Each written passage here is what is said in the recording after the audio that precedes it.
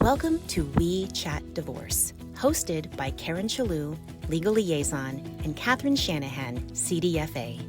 Each episode, we sit down with divorce professionals and industry experts to provide insights and frank discussions about real people, real situations, and real divorce to help you achieve your best life post-divorce. This episode of We Chat Divorce is brought to you by My Divorce Solution, offering divorce financial planning so clients can secure the divorce settlement they deserve. Visit mydivorcesolution.com to request access. The divorce is final, papers are signed, and yet so many people coming out of high conflict or toxic marriages find that the hardest part isn't really behind them. They're still sitting there with their box of their stuff that they just were awarded in the divorce. They're still checking their ex's social media, still replaying old arguments, still making financial decisions from a place of fear instead of possibility. The legal chapter is closed, but their brain didn't get the memo. Hello, everyone, and welcome back to We Chat Divorce, where we break down the messy, emotional, and often confusing parts of divorce and help you make smart, informed decisions every step of the way. I'm Karen Chellew, Legal Liaison and co-founder of My Divorce Solution. And I'm Catherine Shanahan, Divorce Financial Specialist, CDFA, and co-founder of My Divorce Solution. And Karen, with your little intro there, it's even when they're in the divorce process, when they feel like they're stuck with that box of information, right, and what to do with it. So we are here to give you the clarity that you need so that you can take control of your divorce, especially when it comes to your money and your future. Exactly. It's kind of like being in your basement with all of those boxes piled up full of paper. Gosh. I remember I had to go to my basement and it was flooded. I saw the boxes that were packed. God, you just gave me a thought that I don't like. Well, today we'll learn about when you have these thoughts that you don't like, how to get out of them. So, yeah. We have a response to that. Thank goodness. Mm-hmm. Today's conversation is about what happens during and after the settlement. When you have a toxic relationship, when you're in survival mode. Because here's what we see all the time at MDS. Someone can negotiate a fair settlement or be in the process of negotiating a fair settlement on paper. But if their mindset is still stuck in the past, it's really hard to manage outcomes and rebuild. The numbers matter, and so does what's happening between your ears. Oh my gosh, that's so true. Financial recovery and emotional recovery are not separate journeys. The way you talk to yourself, the beliefs you carry about what you deserve, and where you put your attention, all of it shapes the financial decisions you make next. So today's guest understands that connection better than almost anyone.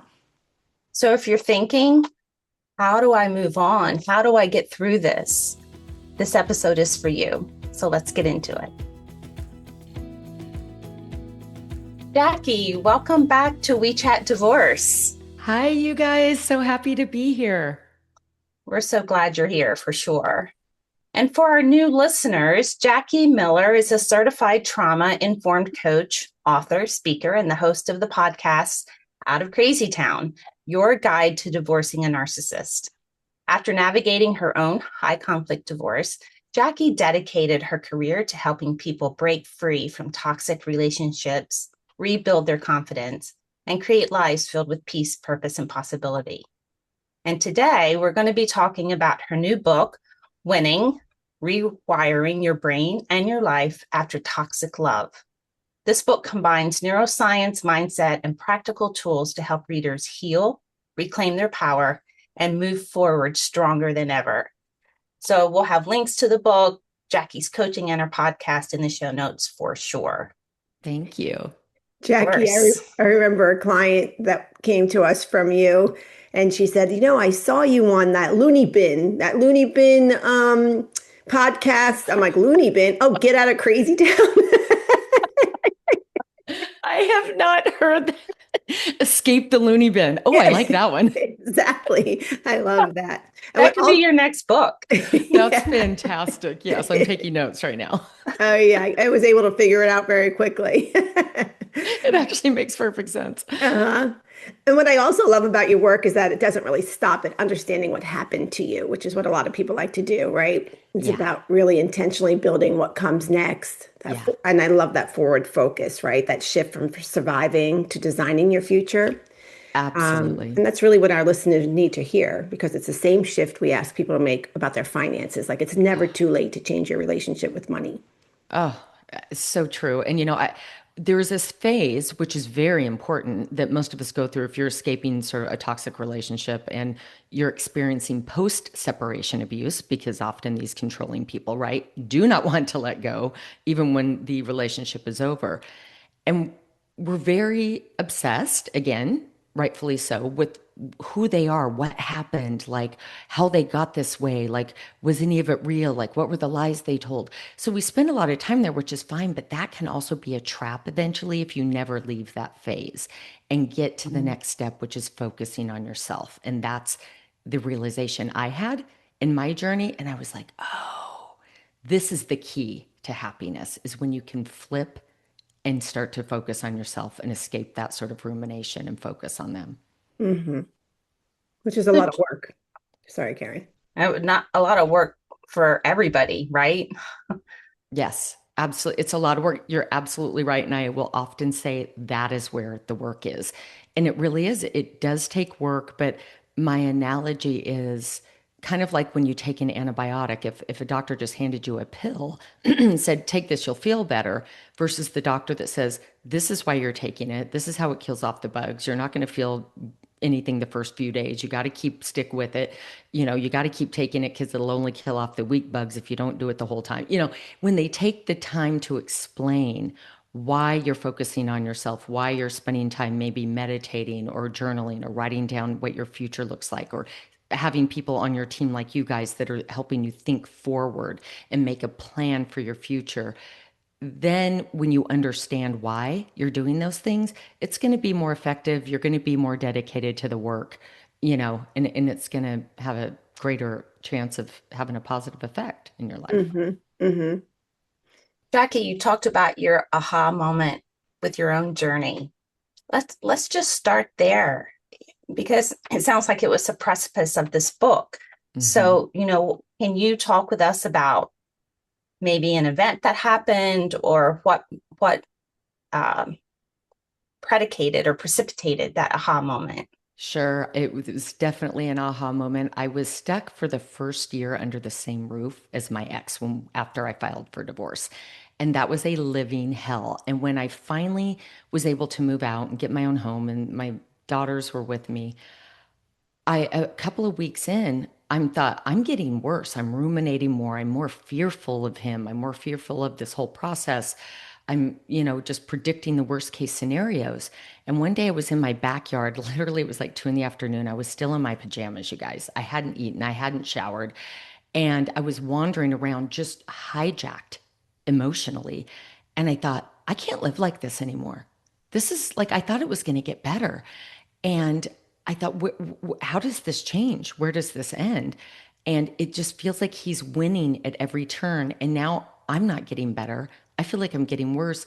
He's now winning because I'm a like short shell of myself, worse so than even when I was in the relationship. This isn't why I left. And so I'm kind of a nerd. I love science. I love, science, everything from psychology to the biology of what happens to us. So I jumped on my computer and started researching. And that's the premise of the book. Is it's kind of the antibiotic analogy.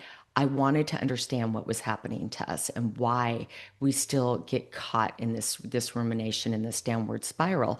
And I found out that when you are in a toxic relationship, there are changes that your body and your brain and your nervous system make to help you survive over time, because we're not meant to live in those chronic situations for long periods of time. We're meant to have fight or flight, escape the danger, your alarm system calms down and then you go on with your life. But when you're 16 and a half years in that situation, eventually your body's going to have to adapt to survive. And so when I understood that and the changes they make, which I explain in the book, then I was like, this is why it's not me. My body was doing what it was designed to do. I'm going to be okay. And if I start to focus on myself, I can actually heal, reverse the things that happen, and get back to a healthy place biologically, neurologically, emotionally, so I can focus on myself and find happiness again. And that's exactly what happened. So what's the best first step for someone to take to get on that journey? I would say awareness.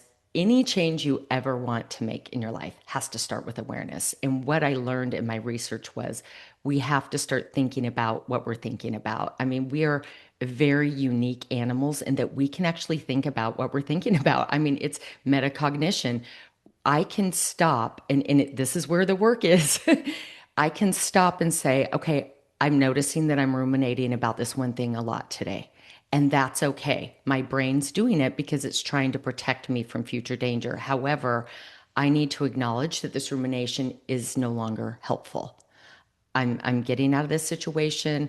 I need to start thinking about myself. And so you just have to start with acknowledging and noticing the thoughts that you're having. And then if you can start to flip. Now, I always say it's going to be helpful if you have a thought, a rescue thought ready to go to replace it with, because that's trying to flip your brain over to that new thought.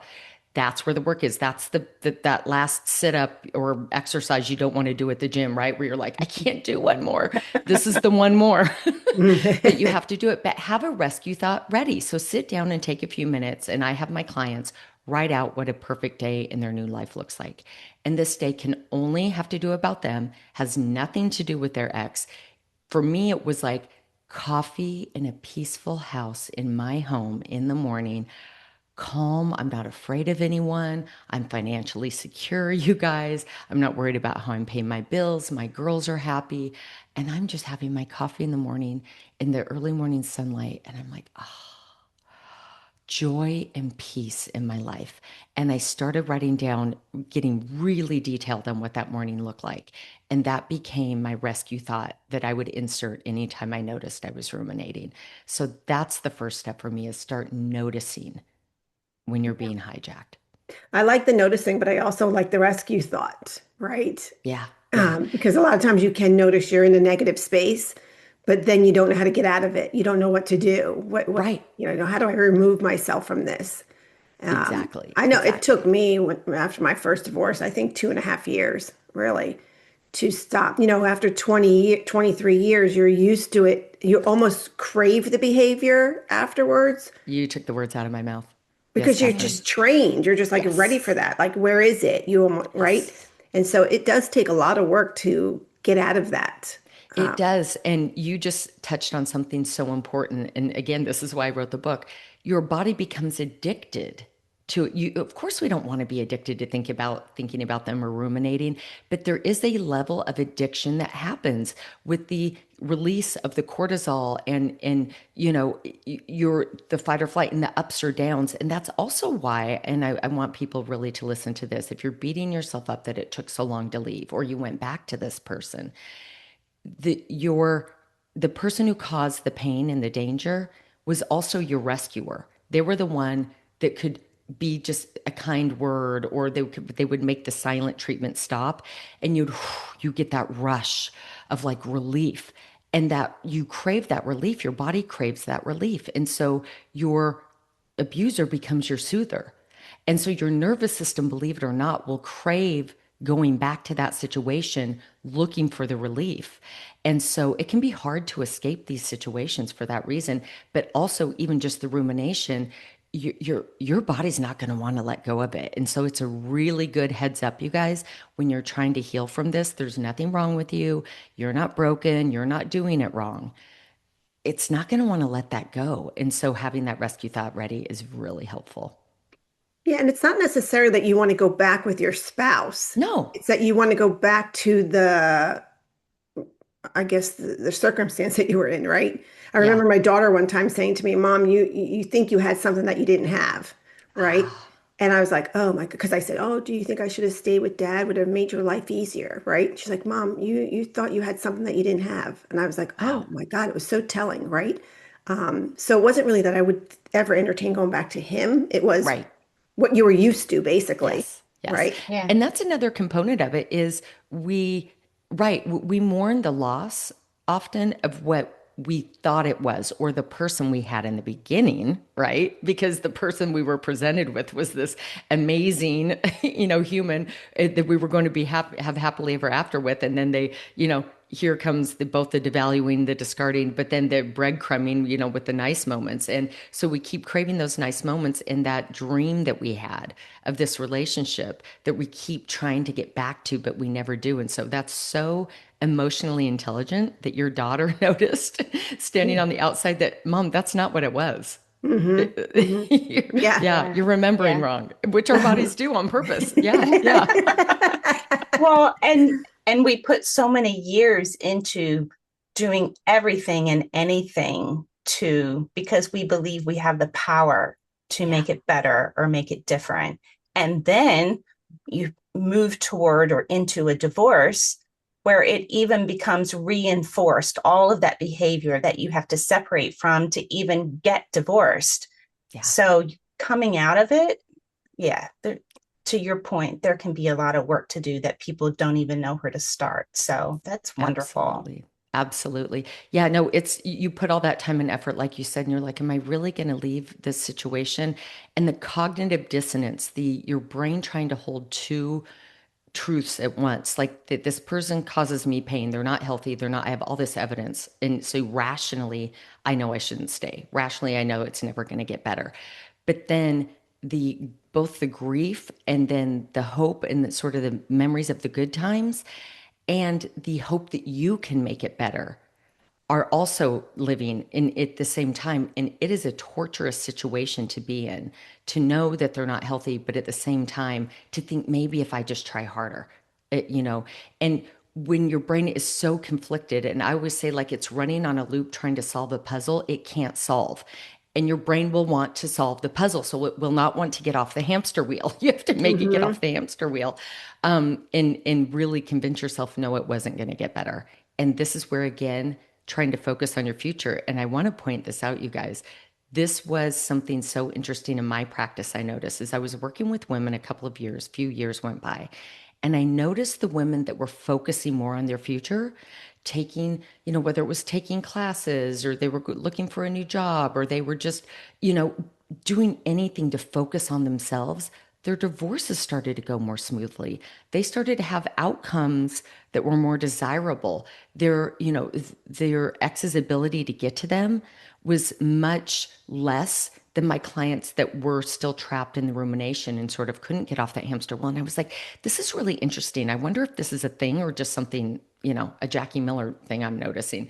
So I started to do research, and sure enough, there are plenty of studies out there that show everything from children who were abused and that would write down what they wanted to be, what they grew up every day versus the control group that didn't do anything, to college students who were super overwhelmed and tired and exhausted. And they would also spend time talking about their future and why they're working so hard in college versus the one control group that didn't. They all had much better outcomes. They followed these abused kids and these college students into their futures. And they were like, what is this phenomenon? Well, sure enough, psychologists call it future orientation. And it is a thing, if we can spend time, as much time as we possible, still minutes out of our day to think about our future, what we want it to look like, joy, happiness, my cup of coffee in the morning. It's it's been proven in research that you're going to have a better outcome in life. It's called future what? Future orientation. Orientation. So it's I'm a firm believer of that. Just because I believe in manifesting, right? Mm-hmm. So it's interesting because a lot of times some of the best joy from our clientele is when we see someone come in so afraid to even have to look at a document or acknowledge that they're unaware of what the financial world is out there, their income and expenses, and 6 weeks later they're confident, they're making smarter decisions for themselves. They're not wallowing in what was or what could have been. And that to me is really powerful, right? Because like I said, it's never too late to change your relationship with money. But there's a lot of people who are just stuck on that justice phase, which is why they spend Yes. hundreds of thousands of dollars on discovery for I don't know what in most cases, because it never really comes out the way they think Right. it's going to. But there's this justice, or I want to get my last word into that person, or I still have to get, I want to be right. I want to Yes. yell at that person or something. They're just sitting in that. And it sounds very much like what you're talking about. They're not forward thinking about their future and where Right. this outcome will be. And it makes their divorces messier and much more expensive. It does. And, I point out that framework in my book that there are three hooks that keep us tethered to this person: the need for justice, the need for closure, or the need to prove yourself. And you're absolutely right. I got hooked on the justice for a long time in my divorce, you guys, because of the financial component. I wanted to go down every rabbit hole, convinced he was hiding money, which he was, convinced that like all these and I hired all the forensic accountants and did the things, and they chased it for months and months. And they were like, Jackie, he just moves money around. And then at the end, they told me something I didn't want to hear. We don't think he really has anything. We think he moves money around all day not to pay taxes. And then he spends the little bit he gets as soon as he gets it in a big display of wealth for a show because he's a grandiose narcissist. And then there's not much left, and he does it all over again. And I was like, what? We have spent hundreds of thousands of dollars. Right. And yes, he may have been hiding money, whatever, but that was when I was like, this need to prove him wrong, to find the money, to chase it down, the need for justice to prove that he's a crook, all of those were tethers that were keeping me stuck to him. And I was spending all that time, money, energy, and resources not focusing on myself. Hmm. And the legal system, Jackie, as you well know, is set up to be responsive to that. There's no other alternative when you go to your attorney or the forensic, or they in turn go to the forensic and say, look, she really wants you to trace every dime in this account and all the other accounts, and she's not going to be okay until that happens. Mm-hmm. Versus looking at what there is, and then do you want to spend more money on specific assets, right? You never even probably you never started there with what the it is, the knowns are, so Mm-hmm. that you could make good decisions about where you wanted to spend money, if at all, on other assets that may have value because they could be there. And you just said something that probably, Catherine, what, 50 to 60% of our clients stay in this mode for so long. And then it definitely impacts their outcome to their own detriment Yeah. because they run out of money or they're exhausted or their real issues fade out because they just stayed focused on the justice piece. Right. Right. And the I worst mean, part to all of that, not to cut you off, Jackie, no, but it's the okay. worst part of all of that is that their post-divorce life, it takes so much longer to move on with your life because you sit for the next couple of years pissed off. You didn't get the justice that you wanted. Or in your case, I spent $100,000 to get nothing, to find out that he is exactly who I thought he was. Why did Mm-hmm. I need to pay someone 100 grand to tell me something I already know? Right. Yeah. So now it's the people who focus on their future, like you said, the future orientation, which I love that word. They kind of become maybe at peace, but they can set it aside and move on with Yeah. their life and live a better Right. life a lot sooner Absolutely. than the And latter. and when you are going through the process, a lot of people say, but like, okay, so what can I do now? Because I am stuck in the throes of the divorce, and we are still doing discovery and all these things. And it's like I said earlier, any minute of any day that you can find any small increments, it's basically like stacking all these little things that you do, and they will add up over time. And so I will tell people you need to get outside today and go for a walk. And it's not just, la, la, la, la, la, I'd like you to take a walk today. And, it's not fluffy stuff. This is real biology that you are helping your brain to escape the rumination, escape the three traps: for closure, to prove yourself, for justice. When you walk by trees, for example, did you know they give off these phytokines that interact with your immune system that help fight off cancer and viruses? Like when you look outside at certain times of day, there are the photons on that times of day interact with certain cells in your eyes that help with your circadian rhythm so that when you lay down at night, you're able to rest easier. Like, when you exercise, it actually helps your brain work better, because so after the hijack of the fight or flight, which stops you from being able to think creatively and rationally and meet with you guys and hear what you're saying so that you can come up with a good strategy to come to the conclusion of your divorce. You know, breathing oxygen is going to help. So when I suggest all these things I call simple but not easy in the book, walking, journaling, meditating, future orientation, thinking about your future, writing it down, manifesting happens because you're able to look around your surroundings and look for opportunities you didn't see before. It gives you the courage to call up somebody and ask for them for advice on maybe something you were interested in doing in your career. At a party, it helps you listen when you notice a couple of people having a conversation over here about, some business you wanted to start. So that's why manifesting works, because you're putting your brain and your nervous system in a position when you've been doing all these little things I suggest to look for all the opportunities to make your future be a reality. I think I need to go for a walk right now. It's true. And this is sort of a cheesy take on vision boards, but I call them victory boards in my book. And I don't know if you guys have ever heard of Dr. Tara Swart, but she's an MD psychologist and a PhD neuropharmacologist.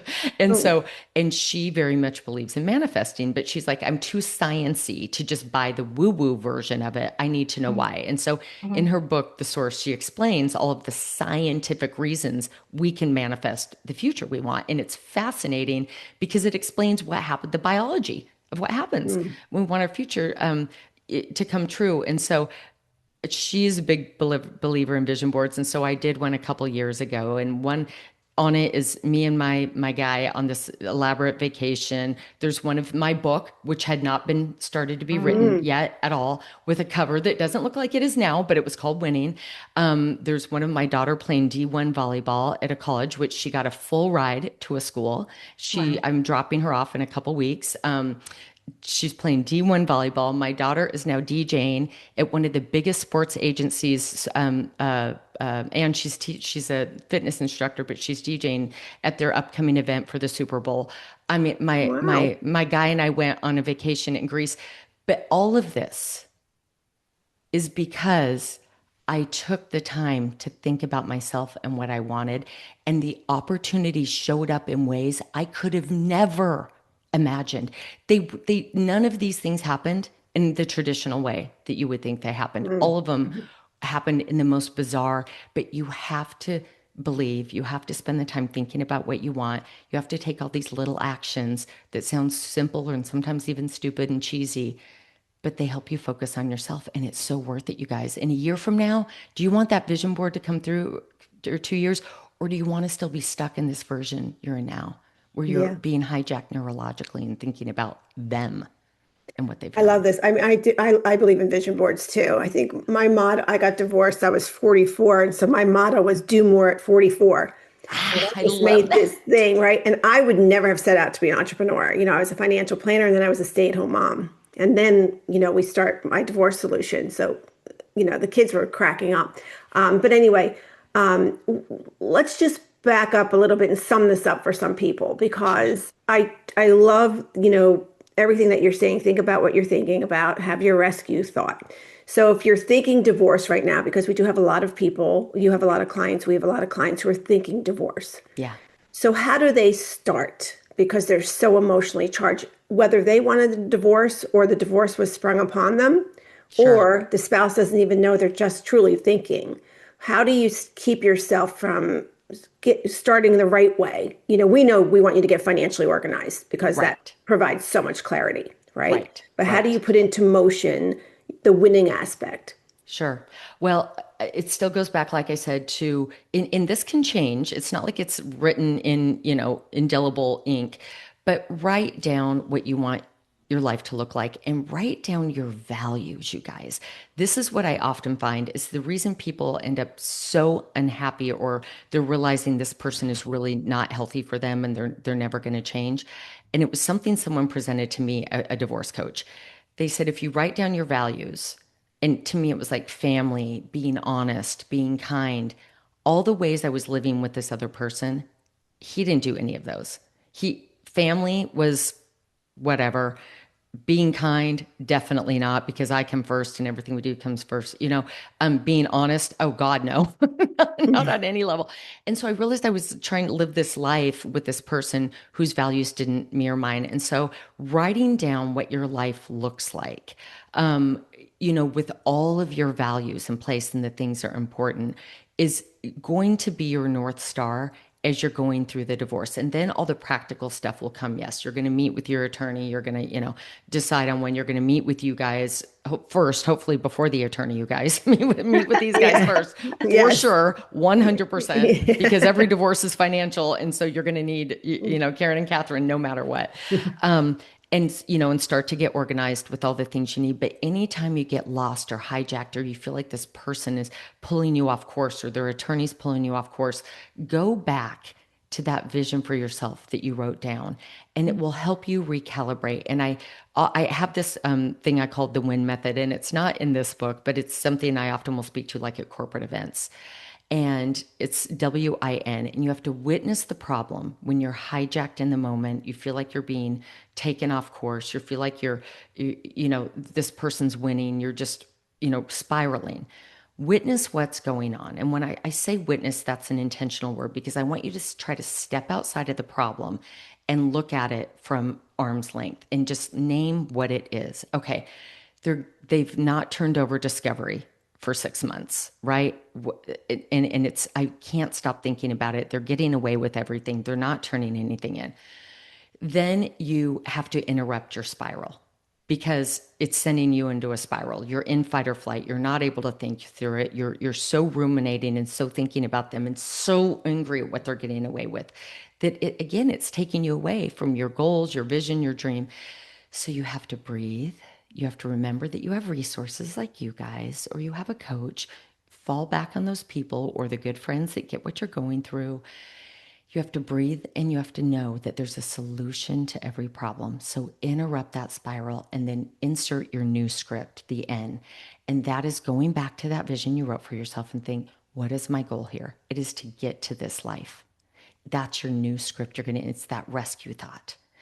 And so that's the thing that you can set out. You have a game plan for what you do as you're navigating through this divorce. You have this framework to sort of follow, but always look at what your goal or what your vision is. It will get you through so many hard times. I love that. Jackie, I mean, that's a powerful way to end. What a great piece for people moving forward to get through this process a little easier. So thank you for that. And for our listeners, just remember the word future orientation, because if you could pull that into everything that Jackie just said, you will have a good post-divorce life a lot sooner than you're anticipating, actually. Absolutely. Right? And I hope it is helpful, because I think when people are working with you guys, I think this framework sort of I'm presenting, especially when working with you, can be so helpful, because you guys, to have financial experts with this, legal expertise in divorce on your team, such as you two, Catherine and Karen, it's gold. And if you can really think about the future you want and communicate that with Catherine and Karen, I mean, you guys, I just, how much I sing your praises. But again, I wish every woman specifically, but person, it could be men too, had you guys on their team, because they're going to get you to the finish line and get you closer to that goal and that future you're looking for. I just, you know how much I love you guys, how much I believe in you. Jackie. Thank Thank you you for so that. much. And we help people add to their list, focus on the knowns, because if you can focus on those knowns, the unknowns that are important become very clear. And that's when your team can do their best job. When you can focus on the knowns instead of the unknowns. The unknowns equates to that hamster wheel that you referenced quite a few times in our conversation today. Mm-hmm. So, Jackie, everything you described connects directly to what we see here every day at My Divorce Solution. When someone is stuck in survival mode, one of the first places is in their relationship with their finances, as we just talked about. And you cannot build a future on numbers you're afraid to look at. Oh my gosh, it was that was, you guys are describing me. Absolutely terrified. Terrified. Yeah. And now I have to say, this is, when you look back at your really difficult, painful experiences, and I say it's like fine wine, they will turn into wisdom, and then you get to carry them forward into your life. They feel painful now, but they will turn into wisdom. Now I can read a tax return That's with great. I insist on doing my own taxes, no matter how much more difficult they get every year, because I want that knowledge for myself. And one time I even helped a client find his ex had overpaid $1 million to hide the money to the IRS. And I thought, okay, Jackie, all the pain was worth it. Look at how far you've come and the knowledge you have now, and the experiences turned into wisdom. So that fear, you guys, can become an asset to you later. Well, that's exactly why we built the MDS financial portrait, because it does give you that structure to learn about your tax return, like you said. In the beginning, when you looked at it, you didn't know everything. It was probably overwhelming. But the fact now, all these years later, you do know that that's fantastic. And that's what we always want from our clients. We want them to work from organization and verified data, because that's the calm they'll get when they make decisions into negotiations. Yeah. So good for you for getting to that point. Yeah. And what you've also shown us, Jackie, is that financial clarity gives people the facts. A rewired mindset gives them the ability to act on them. Put those two together, and that's when the rebuilding really begins. So, Jackie, can you share with our listeners where they can find you and learn more about you? Absolutely. So as you said, my podcast is called Out of Crazy Town, and my Instagram and YouTube handles, you can find those at Out of Crazy Town. And my website is jackiemillercoaching.com. And you can find the book on Amazon. If you just put in Jackie Miller Winning, it should pop up. So I love that. Yeah. Okay, listeners, if you're somewhere in this process or rebuilding after the process, the MDS community is a free, supportive place to learn, ask questions, and hear from others navigating similar challenges. Excuse me. We'll include the link in the show notes along with Jackie's information. Thank you again for joining us today on We Chat Divorce. If this episode gives you clarity or a new question to consider, please pass it along to someone who needs to hear it. And if you did find that value in today's conversation, please take a moment to like, subscribe, or even leave a comment wherever you're listening, because every share helps us reach more people searching for honest, financially grounded answers. Learn more at mydivorcesolution.com. And until next time, remember that clarity is power. Don't forget to look up future orientation, because I really do love that. Make your vision board, as Jackie talked about, and believe in a positive future. So during the process, you can make decisions with confidence, again, the verified information, and with the right people in your corner. Thanks for joining us on another episode of We Chat Divorce. We hope this episode was informative and supportive on your divorce journey. If you're looking for more support for navigating divorce with confidence and clarity, head over to mydivorcesolution.com for more podcast episodes, divorce events, and resources for your divorce. We'll see you back here for our next episode.